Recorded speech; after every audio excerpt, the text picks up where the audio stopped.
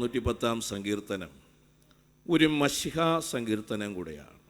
കർത്താവിനെക്കുറിച്ച് പ്രവചനാത്മാവിൽ പറയുന്ന ചില സങ്കീർത്തനങ്ങളിൽ ഒരു സങ്കീർത്തനം കൂടെയാണ് ഇത്. എന്നാൽ നമുക്കും ആ ഭാഗത്തു നിന്നുള്ള ആത്മീക ദൂതുകൾ മനസ്സിലാക്കാനായി സാധിക്കും. സ്തോത്രം. യഹോവ എൻ്റെ കർത്താവിനോട് അരുളി ചെയ്യുന്നത്, ഞാൻ നിൻ്റെ ശത്രുക്കളെ നിൻ്റെ പാദപീഠമാക്കുവോളം നീ എൻ്റെ വലത്തുഭാഗത്തിരിക്കാം. സ്തോത്രം. 2 കർത്താവാണ് കാണുന്നത് അവിടെ. 2 കർത്താവല്ല, കർത്താവ് ഒന്നേ ഉള്ളൂ, ദൈവം ഒന്നേ ഉള്ളൂ. സ്തോത്രം. ആ തൃത്വത്തിൻ്റെ സൂചനകളാണ് നമുക്കിവിടെ കാണാനായിട്ട് കഴിയുന്നത്. സ്തോത്രം. അടുത്ത് 5-ാമത്തെ വാക്യത്തിൽ പറയുന്നത്, നിന്റെ വലത്തുഭാഗത്തിരിക്കുന്ന കർത്താവ്. സ്തോത്രം. അപ്പോൾ യഹോവ എൻ്റെ കർത്താവിനോട് പറയുകയാണ്, ഞാൻ ശത്രുക്കളെ നിന്റെ പാദപീഠമാക്കി തരുവോളം നീ എൻ്റെ വലത്തുഭാഗത്തിരിക്കുന്ന കർത്താവ്. അവൻ ജാതികളുടെ ഇടയിൽ ന്യായം വിധിക്കും. അതിൻ്റെ താഴോട്ട് വായിക്കുന്നു, വിസ്താരമായ ദേശത്തിൻ്റെ തലവനെ തകർത്ത് കളയും. ഈ മുന്നിലുള്ള പല കാര്യങ്ങളെയും പരിശുദ്ധാത്മാവ് വ്യക്തമായി മുൻ കണ്ടുകൊണ്ട് രേഖപ്പെടുത്തിയിരിക്കുകയാണ്. സ്തോത്രം.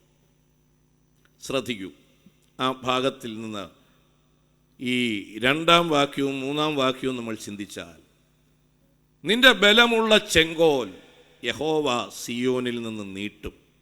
നീ നിന്റെ ശത്രുക്കളുടെ മധ്യയെ വാഴുക. നിന്റെ സേനാ ദിവസത്തിൽ നിന്റെ ജനം നിനക്ക് സ്വമേധാദാനമായിരിക്കുന്നു. വിശുദ്ധ വസ്ത്രാലങ്കാരത്തോടു കൂടെ ഉഷസ്സിൻ്റെ ഉദരത്തിൽ നിന്ന് യുവാക്കളായ മഞ്ഞ് നിനക്ക് വരുന്നു. സ്തോത്രം. ശ്രദ്ധിക്കും. ഇപ്പോൾ കർത്താവ് വലത്തുഭാഗത്തിരിക്കുകയാണ്, ദൈവം. രണ്ടും ആ ദൈവിക അനുഭവം തന്നെയാണ്. സ്തോത്രം. ദൈവപ്രവൃത്തി വെളിപ്പെടുവാൻ, ദൈവികമായ പദ്ധതി നിവർത്തിക്കപ്പെടാൻ നമ്മോടുമുള്ള ഒരു ദൈവിക ആലോചനയാണ്. നീ ടെൻഷനൊന്നും അടിക്കണ്ട, നീ സമാധാനത്തോടെ ഇവിടെ വലത്തുഭാഗത്തിരിക്കും. തക്ക സമയത്ത് ഈ എല്ലാ കുഴഞ്ഞ് മറിഞ്ഞ് പ്രശ്ന നിബിഡമായിരിക്കുന്ന അവസ്ഥകൾക്കൊക്കെ ഞാൻ ഒരു പരിഹാരം വരുത്തിത്തരും. സ്തോത്രം. നേരത്തെ നമ്മൾ പാടിയ പാട്ട് പോലെ ഭാവി ദൈവത്തിൻ്റെ പദ്ധതിയാണ്. എന്നാൽ ഞാൻ ഇന്ന് സമാധാനത്തോടെ പോകും. ഭാവിയെ ഓർത്ത് ടെൻഷൻ അടിക്കുന്നില്ല, അത് ദൈവത്തിൻ്റെ പദ്ധതിയാണ്. അതിൽ 2 പ്രാവശ്യം ആവർത്തിച്ച പാട്ടിൽ പറയുന്നു, ഒരു ചുവട് വയ്ക്കാനുള്ള ഇട തരാം, കാണിച്ചു തരാം. അടുത്തതൊന്നും കാണിക്കേണ്ട, അത് അനുഗ്രഹമെന്നാണ് പറയുന്നത്. കാരണം എല്ലാം കൂടെ കണ്ടാൽ നമ്മൾ എന്ത് ചെയ്യത്തില്ല. ഇസ്രായേലിനെ ഇറക്കിയപ്പോൾ പറഞ്ഞത് എവിടെ കൊണ്ടുപോകാമെന്നാണ്? പാലും തേനും ഒഴുകുന്ന കനാൻ ദേശത്ത് കൊണ്ടുപോകാമെന്നാണ്. ഈ ചെങ്കടലും ഈ വെള്ളമില്ലാത്ത പ്രശ്നവും ഈ കയ്പും ഒക്കെ നേരത്തെ ഇവർ കണ്ടിരുന്നെങ്കിൽ അവർ ചെങ്കടലിലെത്തിയപ്പോഴേ പറഞ്ഞു, ഇതിനേക്കാൾ നല്ലത് അവിടെ കലങ്ങളുടെ അടുത്തിരുന്ന് അടിമപ്പണി ചെയ്യുന്നതായിരുന്നു നല്ലതെന്ന്. അപ്പോൾ എല്ലാം പറഞ്ഞു തരാത്ത ദൈവത്തിന് സ്തോത്രം. എത്ര പേർക്ക് ദൈവത്തെ മഹത്വപ്പെടുത്താം. ഹല്ലേലൂയ. മുന്നിലുള്ളതൊക്കെ അറിഞ്ഞ് ഹല്ലേലൂയ യാത്ര ചെയ്യുന്നത് ഒരിക്കലും നമുക്ക് ജയകരമായി തീരുകയില്ല. ഒരു ചുവട് വയ്ക്കാനുള്ള ഇട എൻ്റെ ദൈവം നമുക്ക് കാട്ടിത്തരുന്നു. അവിടെ കയറി നിന്ന് ദൈവത്തിൻ്റെ നാമത്തെ മഹത്വപ്പെടുത്തിക്കൊണ്ട് മുന്നിലോട്ട് യാത്ര ചെയ്യുക. അടുത്ത് മുന്നോട്ട് പോകാനുള്ള എല്ലാം ദൈവം ഒരുക്കിത്തരും.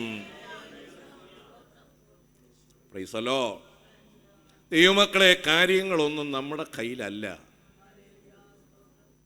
നമ്മൾ വിചാരിക്കുന്നിടത്ത് തിരിക്കാനും നമുക്ക് പറ്റത്തില്ല. സ്തോത്രം. ദൈവമാണ് കാര്യങ്ങളൊക്കെ അങ്ങനെ നയിക്കുന്നത്.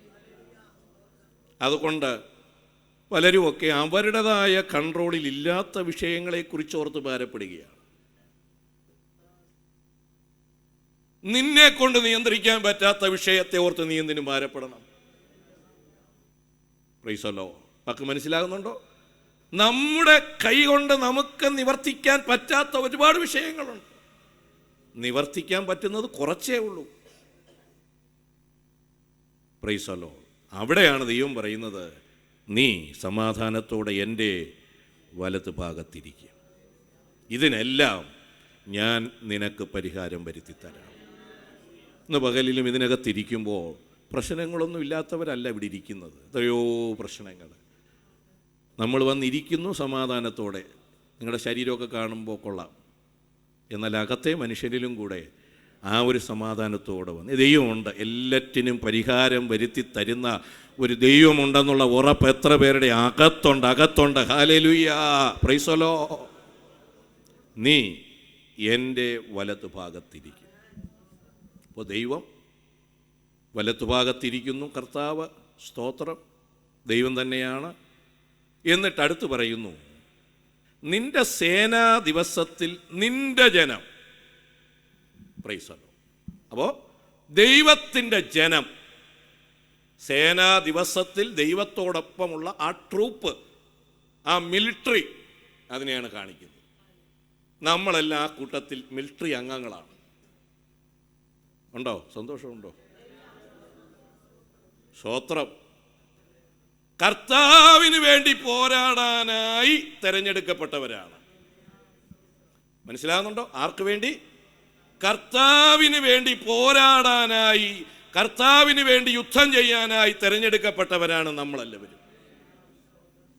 സ്തോത്രം. അപ്പോൾ ആ ജനത്തിൻ്റെ ക്വാളിറ്റിയെക്കുറിച്ചാണ് അവിടെ പറയുന്നത്. നിന്റെ ജനം നിനക്ക് സ്വമേധാദാനമായിരിക്കുന്നു എന്നാണ്. സ്തോത്രം എന്ന് പറഞ്ഞാൽ അതിൻ്റെ ഒരു ശരിയായ പരിഭാഷ, അവർ സ്വമേധയാ തന്നെ യുദ്ധം ചെയ്യാനായി തയ്യാറെടുത്ത് വന്നിരിക്കുകയാണ്. ആരും നിർബന്ധിച്ചു കൊണ്ടുവന്നതല്ല. അവർ സ്വമേധയാ തന്നെ കർത്താവിന് വേണ്ടി യുദ്ധം ചെയ്യാനായുള്ള ഒരുക്കത്തോടെ ഞാനുമുണ്ട് എന്ന് പറഞ്ഞ് കർത്താവിന് വേണ്ടി യുദ്ധം ചെയ്യാൻ ഇങ്ങോട്ട് ഇറങ്ങി വന്നവരാണ്. സ്തോത്രം. ഇതാണ് നമ്മുടെ കർത്താവിൻ്റെ ആ ട്രൂപ്പിൻ്റെ ഏറ്റവും വലിയ പ്രത്യേകത.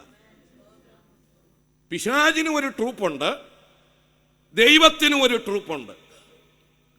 ഈ ദൈവിക ട്രൂപ്പിൻ്റെ പ്രത്യേകത എന്ന് പറഞ്ഞാൽ നിർബന്ധിച്ച് അവരെ അങ്ങ് പ്രസ് ചെയ്ത് വലിച്ചുകൊണ്ട് വന്നതല്ല.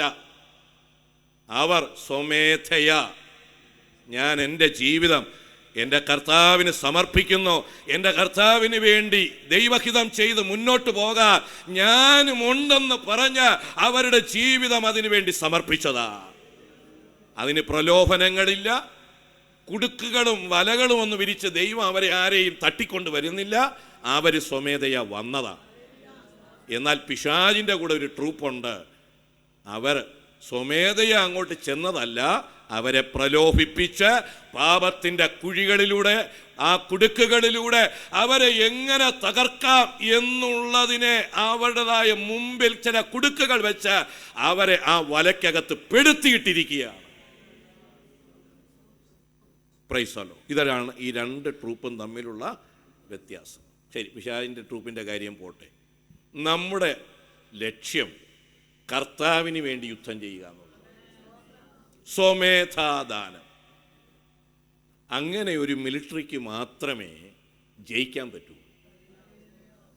ഇന്ന് ലോകത്തിലെ മിക്കവാറും രാജ്യങ്ങളിലെ മിലിട്ടറി നേരിടുന്ന ഏറ്റവും വലിയൊരു പ്രശ്നം,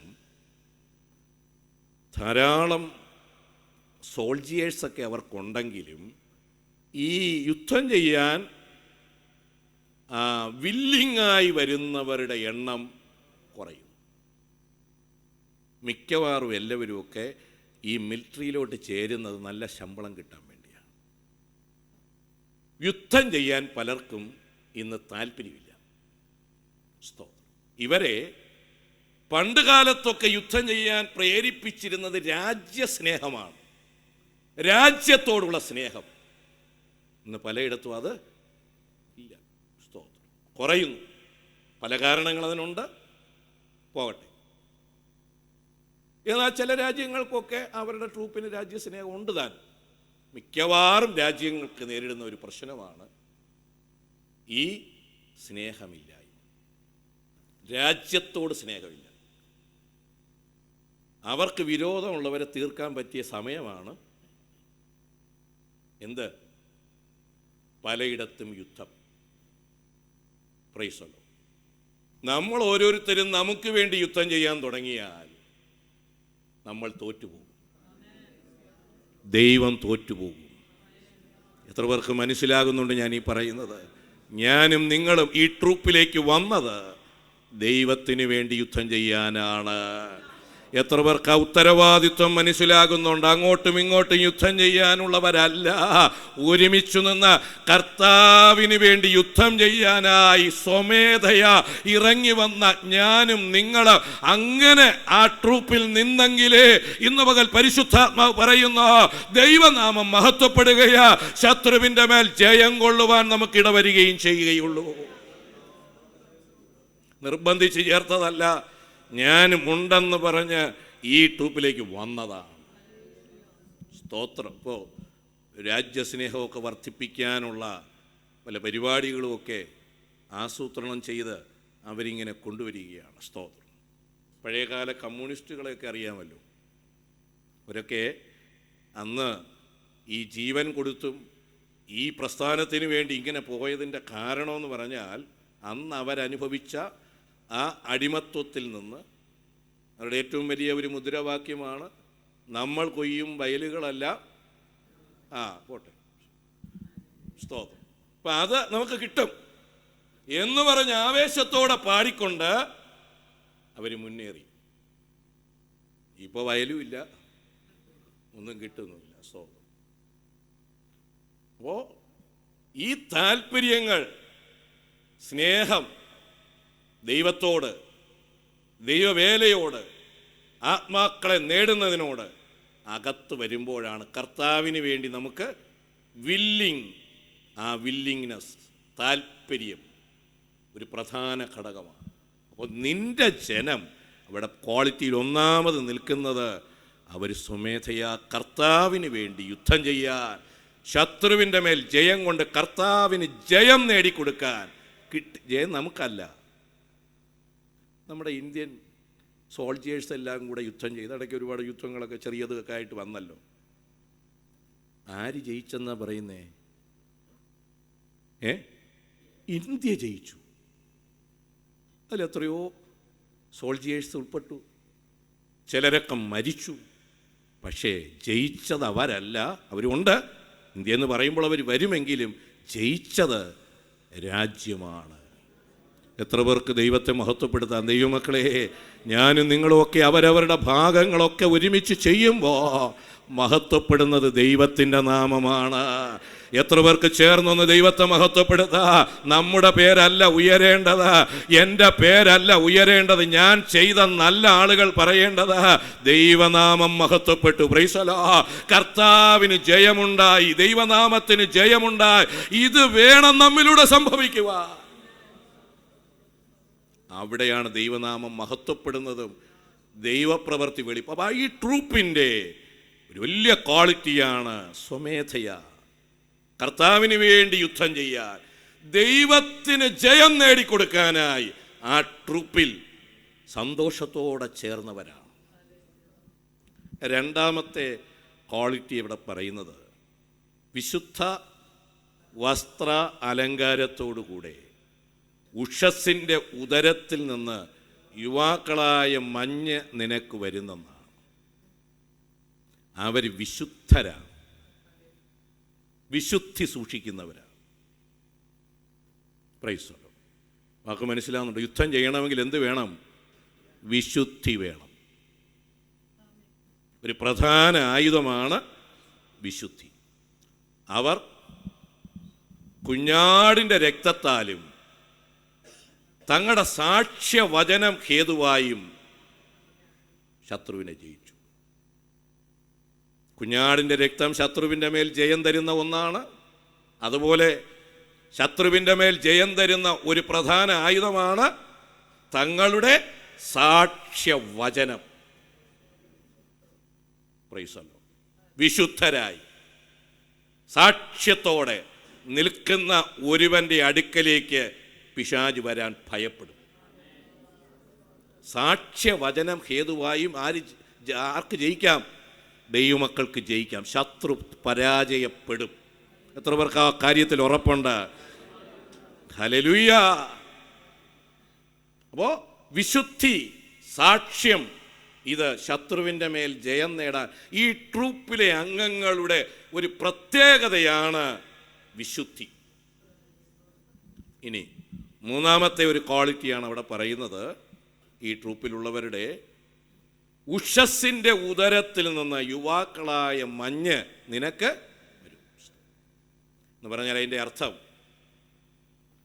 ഉഷസ്, രാവിലെ മഞ്ഞ് വീണ് കിടക്കുന്ന ആ ഒരു കാഴ്ച, ഇവിടെ നമുക്ക് കാണാൻ പറ്റാത്തൊരു കാഴ്ചയാണ്. അങ്ങ് കാശ്മീർ, ഇങ്ങനെ തുടങ്ങി ഹിമാചൽ, ആ ഹിമാലയൻ മലനിരകൾ അങ്ങ് സിക്കിം വരെ ഇങ്ങനെ നീണ്ടു കിടക്കുന്ന അവിടെ ആ ഭാഗത്തോട്ട് കയറിയാൽ ഇത് കാണാൻ പറ്റും. രാവിലെ ആകുമ്പോൾ ഈ മഞ്ഞ് പൊഴിഞ്ഞ് വീണ്, ഇല്ലെങ്കിൽ യൂട്യൂബൊക്കെ ഇഷ്ടം പോലെ ഉണ്ടല്ലോ. വിദേശ രാജ്യങ്ങളിലൊക്കെ രാവിലെ അവർ ചെയ്യുന്ന പരിപാടി എന്ന് പറഞ്ഞാൽ നമ്മുടെ ഇവിടുത്തെ സിമൻറ്റ് കോരുന്ന സാധനം എടുത്തു വച്ചിട്ട് മഞ്ഞിനെ ഇടിച്ചു മാറ്റി വഴി നിരപ്പാക്കുക എന്നുള്ളതാണ്. എന്നിട്ട് വേണം ഇവർക്ക് എന്ത് ചെയ്യാൻ? കാറെല്ലാം ഇങ്ങനെ മൂടിക്കിടക്കും. പിന്നെ അതിനെ ഇടിച്ച് മഞ്ഞ് കളഞ്ഞിട്ട് വണ്ടി ഓട്ടിക്കാനാണ് ആദ്യത്തെ പരിപാടി. സ്തോത്രം. ഇതിങ്ങനെ വീണ് കിടക്കുകയാണ്. ആ ഒരു ശക്തി, ആ ഒരു കരുത്ത് ഈ ട്രൂപ്പിലെ അംഗങ്ങൾക്കുണ്ട്. യുവാക്കളായ മഞ്ഞ്. ഇത് കുറച്ച് പഴകിക്കഴിയുമ്പോൾ ആളുകളൊക്കെ ചവിട്ടി ഇതൊരു ചെളിയായി മാറി. അതല്ല, വന്ന് വീണിരിക്കുന്ന ആ അനുഭവത്തിൽ എനർജറ്റിക്കായി കർത്താവിന് വേണ്ടി എന്തും ചെയ്യാൻ മനസ്സുള്ള ഒരു കൂട്ടരുമാണ്. കഴിഞ്ഞ ദിവസം ഉപവാസപ്രാർത്ഥനയിൽ ദൈവദാസൻ പറഞ്ഞൊരു വാക്ക് നിങ്ങൾ ശ്രദ്ധിക്കൂ. യേശു തൻ്റെ ശിഷ്യന്മാരെ അക്കരയ്ക്ക് പോകാനായി നിർബന്ധിക്കാനുള്ള കാരണം പോകാൻ ഇവർക്ക് മനസ്സില്ലായിരുന്നു. അപ്പോഴാണല്ലോ നിർബന്ധിക്കേണ്ടി വരുന്നത്. കാരണം 5 അപ്പവും 2 മീനും കൊണ്ട് 5000 പേരെ പോഷിപ്പിച്ച് ആകെ ക്ഷീണിച്ച് വൈകുന്നേരമായി ഒരു വല്ലാത്ത അവസ്ഥയിലിരിക്കുകയാണ്. സ്തോത്രം. സന്നദ്ധത. സ്തോത്രം. യുവാക്കളായ മഞ്ഞ് പോലെ 3 പ്രത്യേകത. അങ്ങനെയുള്ള ഒരു ട്രൂപ്പാണ് നിന്റെ ജനം. ഈ ട്രൂപ്പിൽ സ്തോത്രം ഞാനും നിങ്ങളും ഉണ്ടെങ്കിൽ നമ്മെ കൊണ്ട് ദൈവം ജയിക്കും.